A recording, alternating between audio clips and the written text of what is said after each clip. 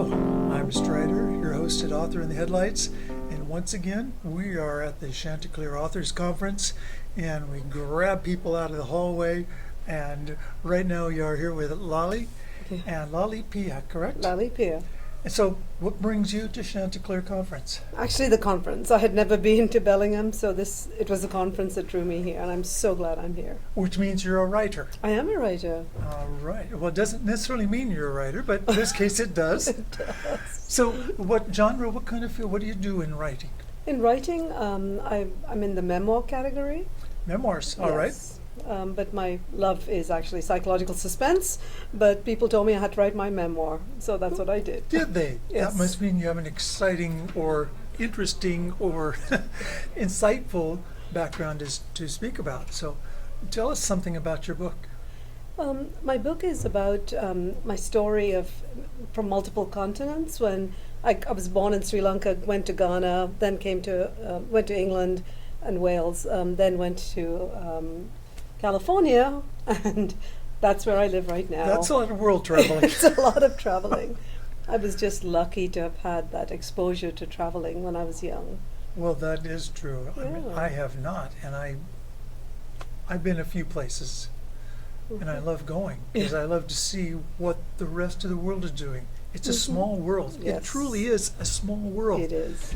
Unless you get stuck someplace and never move, then you don't know what's out there. Yeah. That's truly. So you're now here in the Northwest, or where are you located? I live in Sacramento in California, and yeah, that's where I practice. All right. And practice. I happen to know what you. What are you doing there?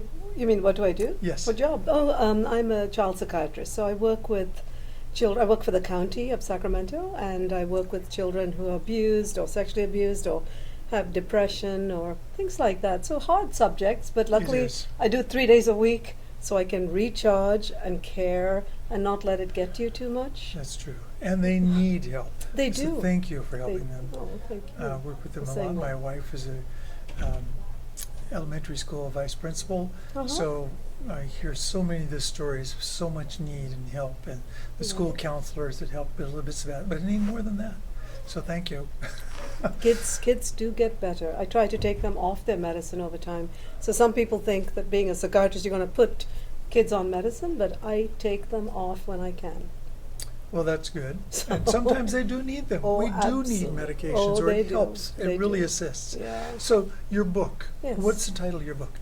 It's called The Fortune Teller's Prophecy, a memoir of an unlikely doctor. I love it. I love the title. An Thank Unlikely you. Doctor. All right. So, and it goes through the process of you then becoming who you are. Right. So basically, I grew up I left Sri Lanka when I was 6 months old and grew up in Ghana till I was 20. But my dad had been told, she's going to be a doctor of doctors when I was a child. And in Sri Lankan culture, that's a big deal. Like, she's going to be a doctor. That's a big woohoo. deal anywhere. Come on. Okay. So I did well in school and got into med school in Ghana. And I thought, yay, it's happening. The fortune teller's prophecy is coming true. But then the entire family got green cards to come to America. And I wanted to stay behind to get that third year test, because then I'd have an undergraduate degree. Because in the British system, you get into med school before you have a degree. So I was halfway through and I thought, I'll stay back a month or two and then I'll join my family in Davis, California. But what happened was, I went, there was a coup and the entire universities and all in the country closed down. And then I thought, I was staying with friends, and then I thought, you know what, let's forget about this. Let me just go to America. Then I went to the Ghanaian embassy, and I found out that the Americans had botched my green card. So at that moment in time, if you can imagine it, I'm 21 years old.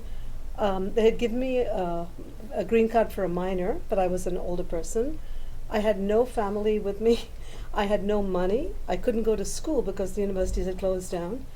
So I was thinking, what was that fortune teller smoking?